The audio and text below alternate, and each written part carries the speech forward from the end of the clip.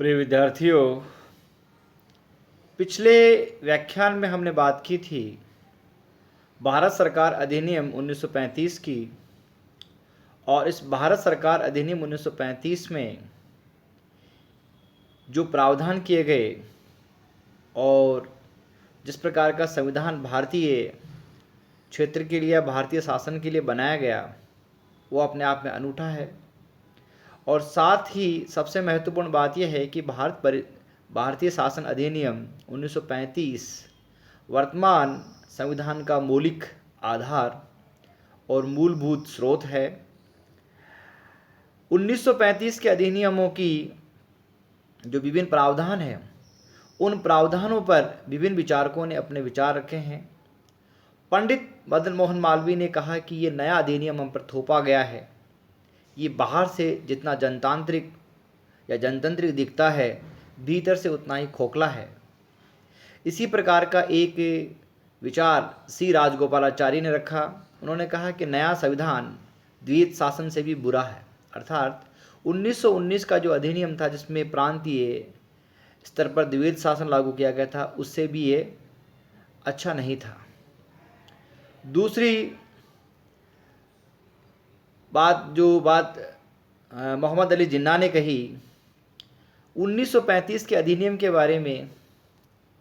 जिन्ना ने ये कहा कि ये योजना पूर्ण रूप से सड़ी हुई, मौलिक रूप से खराब और पूर्ण रूप से अस्वीकृति योग्य है।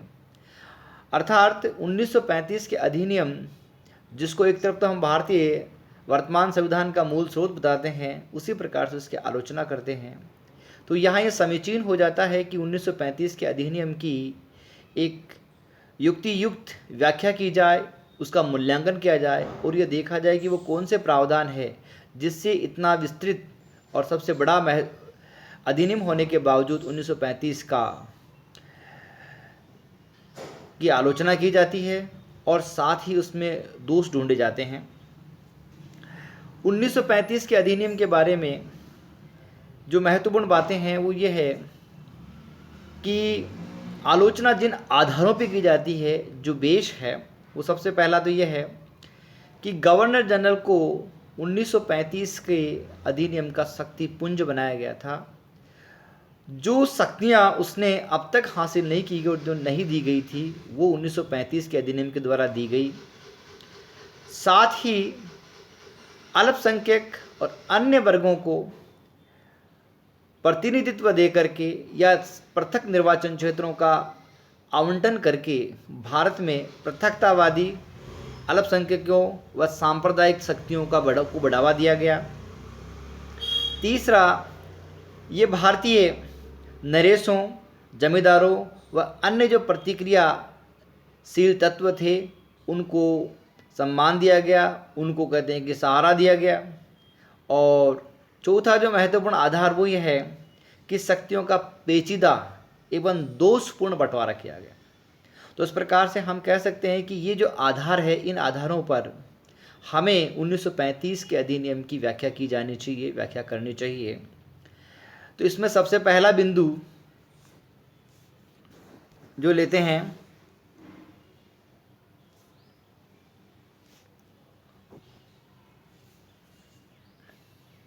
वो है दोषपूर्ण अखिल भारतीय संघ। हम इसकी बातचीत करेंगे। दोषपूर्ण अखिल भारतीय संघ अपने आप में ये सोचने का विषय रखता है कि पहले तो इसकी कल्पना क्यों की गई। तो सबसे बड़ी बात है कि भारतीय जो उपमहाद्वीप है या भारतीय जो क्षेत्र है, वो इतना विशाल और इतना बड़ा है कि इसके लिए इकाई, जैसे नेहरू रिपोर्ट में 1926 में जो नेहरू रिपोर्ट आई थी, उसमें रखा गया था कि भारत के लिए एकीकृत या इकाई संघ वाला एक संविधान बनाया जाना चाहिए। लेकिन भारतीय महाद्वीप को देखते हुए, उसकी विविध भाषा, विविधता, उसका क्षेत्र, इन सब को देखते हुए भारत में एक संघीय सरकार की कल्पना की गई। और गोलमेज सम्मेलन प्रथम में ही ये बात स्पष्ट हो गई थी कि भारत के लिए एक संघीय शासन की स्थापना की जानी चाहिए। 1935 के अधिनियम में जिस संघ की कल्पना की गई, उसमें यह कहा गया है कि उस संघ में 3 सम्मिलित होंगे।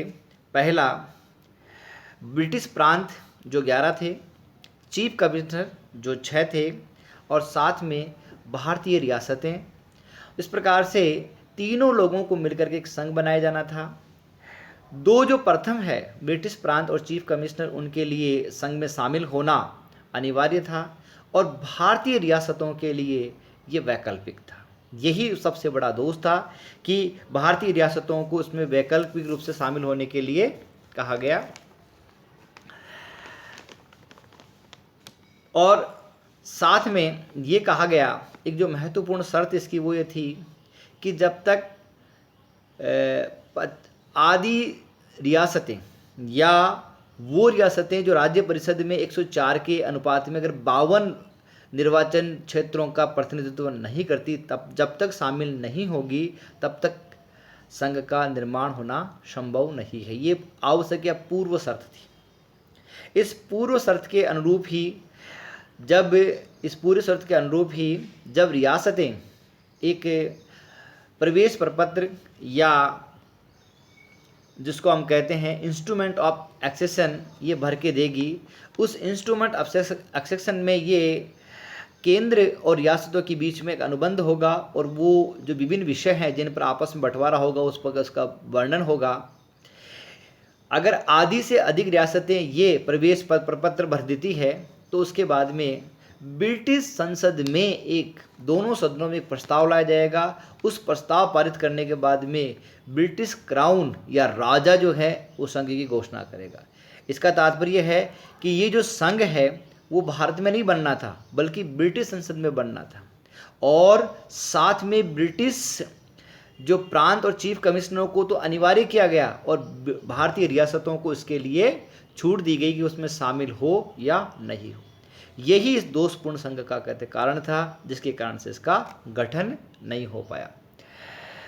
दूसरी महत्वपूर्ण बात थी कि जो संघ बनाया जाना था, इस संघ में पहली बात है कि इसका निर्माण ब्रिटिश संसद द्वारा किया जाना था। तो इसका मतलब है कि जो सत्ता है औपचारिक रूप से सत्ता किसके पास होगी? ब्रिटिश संसद में होगी, भारतीयों के पास नहीं होगी। भारतीयों को आत्मनिर्णय का अधिकार नहीं दिया गया। और साथ में जो पूर्व शर्त लगाई गई वो उस अखिल भारतीय संघ के निर्माण या गठन नहीं होने के मुख्य कारण बने। अब दूसरा जो महत्वपूर्ण बात है कि गवर्नर जनरल को अत्यधिक शक्ति संपन्न बनाना। 1935 के अधिनियम से पूर्व जितनी शक्तियां गवर्नर जनरल को कभी नहीं मिली वो 1935 के अधिनियम के द्वारा दी गई। 1935 के अधिनियम के द्वारा गवर्नर जनरल को 3 प्रकार की शक्तियां या इसमें वो 3 प्रकार की चीज़ें उसके लिए मैं कहना चाहता हूं कि वो शक्तियां जो दी गई उसमें पहला तो यह था कि गवर्नर जनरल के रूप में वो काम करे। इस गवर्नर जनरल के रूप में जब काम करेगा तो उसके पास में बहुत सारी शक्तियां होगी, वो वायसराय भी होगा। दूसरा जो है वो रक्षित विषयों के लिए कार्यकारी की भूमिका निभाएगा, और तीसरा जो उसकी भूमिका रहेगी वो है लोकप्रिय मंत्रियों या उत्तरदायी मंत्रियों के सहयोग से शासन संचालन की भूमिका में रहेगा। तो पहले हम बात करते हैं कि गवर्नर जनरल को जो शक्तियां मिली हुई है उसके बारे में बातचीत करते हैं। तो संघीय कार्यकारिणी का गठन किया गया, और इस संघीय कार्यकारिणी में 1919 के अधिनियम में जो प्रांतीय द्वैध शासन था उसको केंद्र में लाया गया, और प्रांतों को तो पूर्ण स्वायत्तता शासन दिया गया, लेकिन केंद्र में आंशिक उत्तरदायित्व शासन बनाया गया। और इस आंतरिक उत्तरदायित्व शासन के तहत विषयों को 3 अनुसूचियों में बांटा गया: संघ सूची, राज्य सूची और संवर्ती सूची। संघ सूची में 59 विषय, राज्य सूची में 54 विषय और संवर्ती सूची में 36 विषय रखे गए। संघ सूची में जो विषय रखे गए उसमें रक्षा, प्रतिरक्षा, धार्मिक, कबायली, वित्त, मुद्रा, ऐसे जो महत्वपूर्ण, संचार, डाकतार, ये जो महत्वपूर्ण विषय हैं या महत्वपूर्ण जो विधायी विषय हैं उनको रखा गया। इन विधायी विषयों का पुनः बंटवारा किया गया, इनको 2 भागों में बांटा गया, एक रक्षित और एक स्थानांतरित। रक्षित विषयों में प्रतिरक्षा, वैदेशिक, धार्मिक और कबायली क्षेत्र, ये 4 विभाग रखे गए, और इन चारों विभागों के संचालन के लिए गवर्नर जनरल को 3 कार्यकारी पार्षदों की नियुक्ति करनी थी। ये जो तीनों एग्जीक्यूटिव काउंसलर्स जो होते थे वो संघीय विधायिका या संघीय सभा एवं भारतीयों के प्रति उत्तरदायी नहीं थे, बल्कि वो वायसराय या गवर्नर जनरल और ब्रिटिश संसद के प्रति उत्तरदायी थे। इस प्रकार से ये जो बंटवारा था वो अपने आप में पेचीदा हुआ। शेष रहे स्थानांतरित विषय। उन स्थानांतरित विषयों में जो शेष विषय रहे उनको वो लोकप्रिय मंत्रियों के माध्यम से गवर्नर जनरल के द्वारा उसका संचालन करना था। अब हम बात करते हैं कि गवर्नर जनरल वायसराय को जो पावर हाउस बनाया गया, जो शक्तिपुंज बनाया गया, उसकी हम चर्चा करते हैं। सबसे पहली बात तो यह है कि गवर्नर जनरल सम्राट के प्रतिनिधि के रूप में काम करेगा, अर्थात वो शक्तियां भारतीय संविधान से नहीं लेगा, बल्कि ब्रिटिश संसद के द्वारा लेगा या ब्रिटिश सम्राट या क्राउन के द्वारा उसको शक्तियां दी जाएगी। और उसके तहत वो सम्राट के प्रतिनिधि के तहत जिन भारतीय रियासतों के साथ में ब्रिटिश संसद का या क्राउन का जो कॉन्ट्रैक्ट है, उस कॉन्ट्रैक्ट के तहत वो भारतीय रियासतों पर प्रभुता या डोमिनेंस का प्रयोग करेगा, अर्थात उनको दिशा निर्देश देगा, उनको संघीय सरकार के अनुरूप कार्य करने के लिए प्रतिबद्ध करेगा, उनको जो कॉन्ट्रैक्ट की जो विधियाँ, जो कॉन्ट्रैक्ट की जो प्रावधान है, उस प्रावधानों के अनुसार अगर वो विचलन करते हैं तो उनको आदेशित निर्देशित करेगा। इस प्रकार से वो सम्राट के प्रतिनिधि के रूप में काम करेगा, अर्थात he will speak the voice of Roy, voice Roy बनेगा वो। दूसरा है कि वो रक्षित विषयों के पर शासनाधिकार उसका होगा। तो रक्षित विषयों में कहा कि 4 प्रकार के प्रतिरक्षा, वैदेशिक, धार्मिक और कबायली क्षेत्र 4 विभाग बनाए गए थे। 3 कार्यकारी पार्षद बन गए थे। तीनों कार्यकारी पार्षद भारतीय संघ या भारतीय संघीय सभा के लिए उत्तरदायी नहीं थे, बल्कि वायसराय और ब्रिटिश सरकार के प्रति उत्तरदायी थे, और वो इनकी सहायता से इन विषयों पर कहते हैं कि संचालन करेगा। और महत्वपूर्ण जो बात है वो है कि गवर्नर जनरल के सविवेकी अधिकार, उसको डिस्कशनरी पावर्स दिए गए। इसके तहत उसको इस डिस्कशनरी पावर्स की उपयोग के दौरान मंत्रियों की सलाह की कोई आवश्यकता नहीं होती, अर्थात वह व्यक्तिगत निर्णय विवेक लेने के लिए स्वतंत्र था। वह मंत्रियों की नियुक्ति, उनको पदोन्नति, उनकी पदच्युति या उनको हटाने के लिए स्वतंत्र था। वह संघीय सभा में या राज्य परिषद में अभिभाषण के लिए स्वतंत्र था। विधायकों को विधायिका मतलब संघीय सभा का आमंत्रण, उनको कहते कि उसका सत्र आहूत करना, सत्र की अवधि बढ़ाना, तय करना, सत्रावसान करना, ये सब उसमें सविवेकी अधिकारों में था। और सम्राट हेतु वो अधिनियमों को आरक्षित करना या अधिनियमों को अनुमति देना नहीं देना, ये उसके इस प्रकार से ये थे उसके सविवेकी अधिकार। इन सविवेकी अधिकारों के तहत वह मंत्री परिषद या मंत्रियों की सलाह के लिए जरूरी नहीं कि उसकी वो माना जाए। फिर है कि गवर्नर जनरल को राजा का प्रतिनिधि होने के साथ साथ उसको विशेष दायित्व दिए गए भारतीय उपमहाद्वीप के लिए। वो उपमहाद्वीप के लिए विशेष था कि शांति एवं सुरक्षा बहाल करना। इसके लिए वह सभी प्रकार की रियासतों या ब्रिटिश प्रांतों चीफ कमिश्नर को आदेश निर्देश दे सकता था। दूसरा था कि आर्थिक स्थिरता प्राप्त करना या भारतीय साख को बनाए रखना, अल्पसंख्यकों हितों की रक्षा करना, देशी राजाओं हितों की रक्षा करना, उनके संबंध विभिन्न जो संधियों के प्रावधान हैं उनको लागू करवाना और इन सब चीज़ों के बारे में पता करना। तो इस प्रकार से ये शक्तियाँ थी जिनके लिए उसको मंत्री या लोकप्रिय मंत्रियों की आवश्यकता नहीं थी। फिर उसके बाद में आती है कि गवर्नर जनरल की हम व्याख्या करें तो उसको विधायी, प्रशासनिक और वित्तीय शक्तियाँ जो दी गई थी। प्रशासनिक शक्तियों में उसके मंत्रियों की नियुक्ति, उसके वेतन, उनका कब तक वो रहेंगे तब तक उस पर उनकी गवर्नर जनरल की इच्छा पर निर्भर करता था। दूसरा, वित्तीय परामर्शदाताओं की नियुक्ति, उनका वेतन निर्धारण करना। तीसरा, आरबीआई के गवर्नर, रेलवे बोर्ड और विभिन्न प्रकार के जो संघीय बोर्ड थे उनके अध्यक्ष सदस्यों की नियुक्ति, उनकी कदम को पदच्युति करना, उनको हटाना। साथ में ही नागरिक सेवाओं की शर्तें, जो अखिल भारतीय सेवाएं थी, उन सेवाओं का निर्धारण करना, उनकी नियुक्ति देना। ये सब काम जो प्रशासनिक वर्तमान में राष्ट्रपति के द्वारा संपन्न किए जाते हैं, वैसे सारे के सारे अधिकार गवर्नर जनरल को दिए गए थे। इसी प्रकार से विधायी अधिकारियों के तहत उसको विधेयकों को अनुमति देना, विधेयकों को रोकना, उसको कहते हैं कि वापस लौटाना, साथ ही विधायी व वित्तीय नियमों का संरचना करना, उनको बनाना, और राज्य परिषद में 6 पार्षदों की या 6 सदस्यों का मनोनयन करना।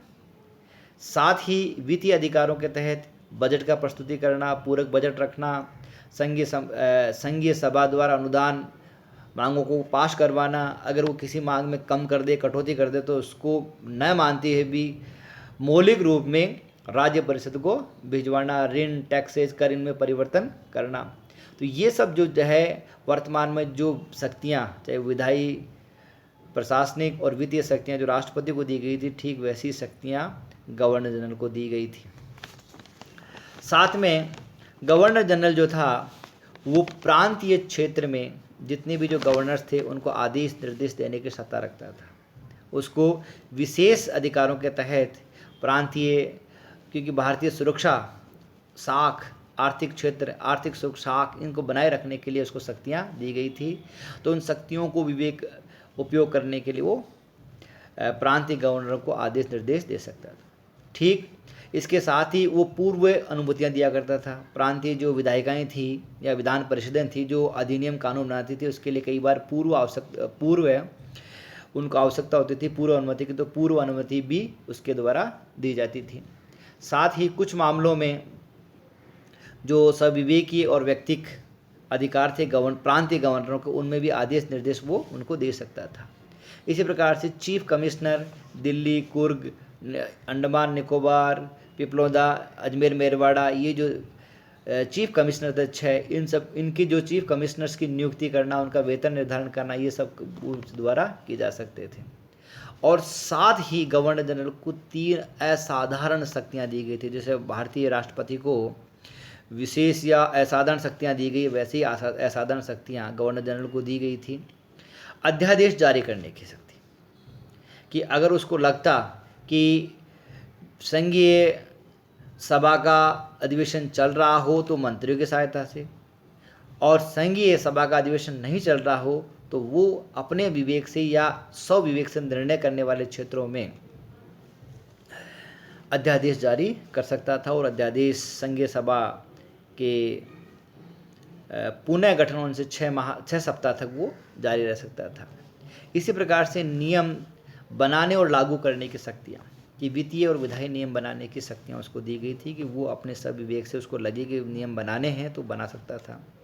और साथ ही संकटकालीन परिस्थितियाँ आ जाए तो वह भारत की एकता और अखंडता की सुरक्षा रखने के लिए विभिन्न प्रकार के प्रावधानों का, युद्ध की घोषणा, संधि करना, सेनाओं का डेप्यूट करना, विभिन्न प्रकार के रियासतों के बारे में कहते निर्णय लेना, चीफ कमिश्नर्स को आदेश निर्देश देना, प्रांतीय गवर्नर्स को गवर्नर, प्रांतीय सरकारों को विघटन करना, ऐसे विभिन्न प्रकार के जो वर्तमान में 352, 356, 354, 360 इनके द्वारा जो अधिकार दिए गए हैं, वैसे अधिकार उस समय गवर्नर जनरल को दिए गए थे। तो इस प्रकार से गवर्नर जनरल को 1935 के द्वारा इतना शक्ति संपन्न बनाया गया कि इसका जनतंत्रीय ढांचा जो था वो ढांचा ही रह गया, और असल में ये एक तरह से कार्यकारी या गवर्नर जनरल की सरकार के रूप में 1935 के अधिनियम को याद किया जाना चाहिए।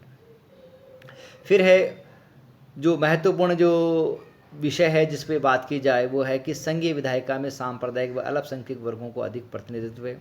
तो हमने इस 1935 के अधिनियम की जब चर्चा की तो हमने कहा था कि 1935 का जो अधिनियम है, इस अधिनियम में 260 जो वो है वो निर्वाचन क्षेत्र है वो राज्य परिषद के लिए गए, और उसमें से 104 वो रियासतों को रखे गए, 104 इस प्रकार से, और बाकी जो है 152 वो साधारण निर्वाचन क्षेत्र रखे गए। तो रियासतों को 104 दिए गए। अब उसमें से अधिकांश जो लोग थे उनका वहाँ से मनोनयन होता था। इसी प्रकार से जो संघीय सभा थी उस संघीय सभा में भी बंटवारा किया गया, और विभिन्न प्रकार के जो 375 में से 175 जो है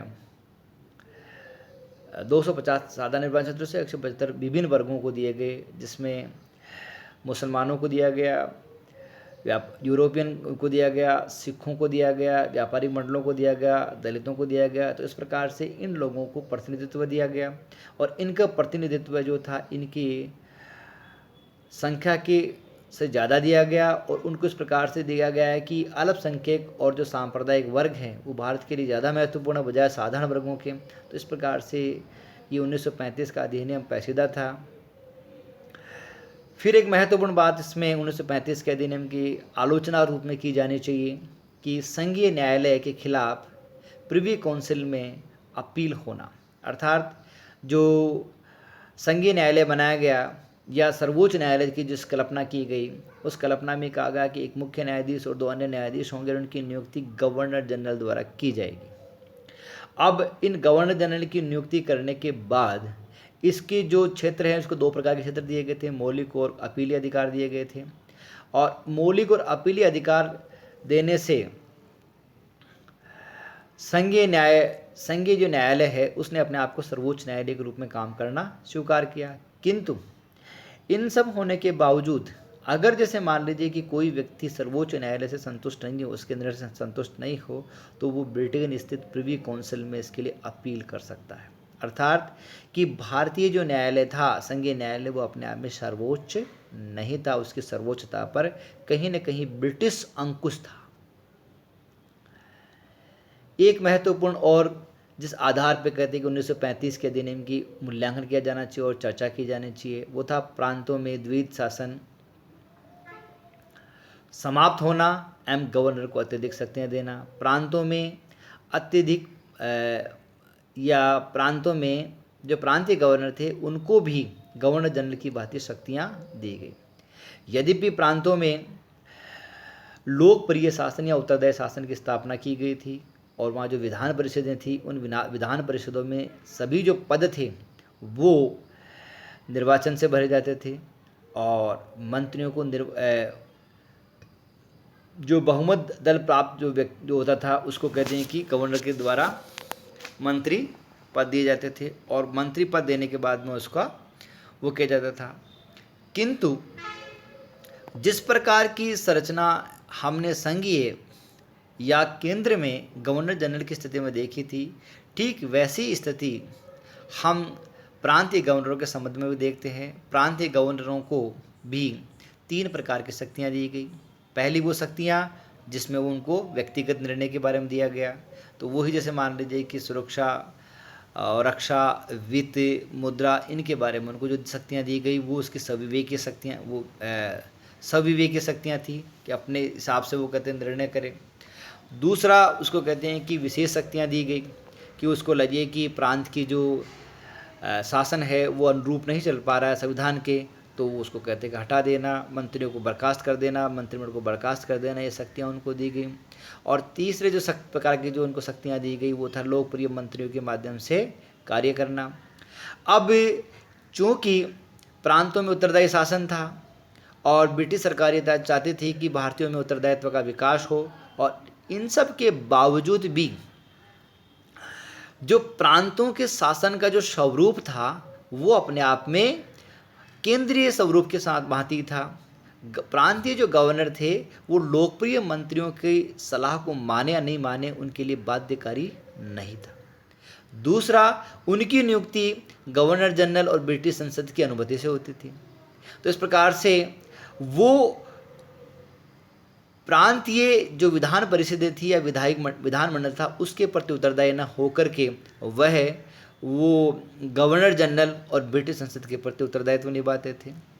साथ ही उनको विभिन्न विषयों में जो सविवेकीय शक्तियाँ दी गई उससे उन्होंने प्रांतीय उत्तरदायित्व को तहस नहस कर दिया और उन्होंने कभी भी जो प्रांतीय जो मंत्री द्वारा महत्वपूर्ण सुझाव और सलाह दी गई उसको मानने को उन्होंने गंभीरता नहीं दिखाई।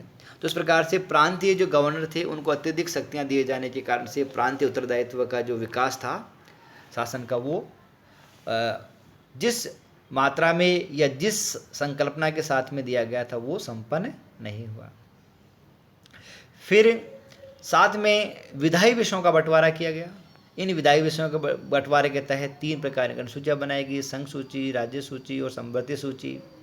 और साथ में जो महत्वपूर्ण बात वो यह है कि इन विषयों के बंटवारा होने के बावजूद जो अवशिष्ट शक्तियाँ, जो अवशिष्ट विषय बच गए, वो सारे के सारे भारतीय जो संघीय सभा थी या केंद्रीय विधानमंडल को न दे करके बल्कि गवर्नर जनरल को दिए गए थे। अर्थात गवर्नर जनरल अवशिष्ट विषयों पर या अवशिष्ट शक्तियों पर कानून बनाने और निर्णय लेने का अधिकारी था। तो इस प्रकार से 1935 का अधिनियम, जिसमें 451 धाराएं, 8 अनुसूचियां और एक लंबा चौड़ा संविधान बनाया गया था, जिसमें संघीय स्वरूप, सर्वोच्च न्यायालय, शक्तियों का बंटवारा, केंद्र और राज्य पर अलग अलग प्रशासन, प्रांतों में उत्तरदायी शासन, केंद्र में आंशिक उत्तरदायी शासन, इन सब होने के बावजूद भी ये भारतीयों की आशा को पूरी नहीं कर पाया और कहीं न कहीं जो प्रगतिशील भारतीय थे उनको लगा कि ब्रिटिश संसद ने हमारे साथ में धोखा किया है। दूसरा इसका महत्वपूर्ण कारण ये भी था कि 1935 के अधिनियम में संशोधन का अधिकार भारतीय संघीय सभा को नहीं था। अर्थात भारत स्थित विधानमंडल को उसमें परिवर्तन का अधिकार नहीं दिया गया था, बल्कि अधिकार ब्रिटिश संसद के पास था। अर्थात भारतीयों को उत्तरदायी तो बनाया गया लेकिन उनको सत्ता नहीं दी गई। अर्थात उसी प्रकार का व्यवहार किया गया जिस प्रकार से किसी व्यक्ति को अगर हाथ पांव बांध करके और तालाब में तैरने के लिए फेंक दो कि साहब आप अब तैरिए, आपके हाथ पांव तो बंधे हैं और आप तैरिए, तो ये कभी भी संभव नहीं हो पाएगा। तो 1935 के अधिनियम ने जिन आकांक्षाओं और जिन आशाओं के स्वरूप भारतीयों ने देखा था उसको उन्होंने पूरा नहीं किया, बल्कि उन्होंने ब्रिटिश हितों को पूरा किया और साथ में इस बात का ये तय किया गया कि ब्रिटिशर्स जो हैं वो भारत में उत्तरदायी शासन की स्थापना तो करना चाहते हैं लेकिन अंकुश अपना बनाए रखना चाहते हैं। नमस्कार, धन्यवाद।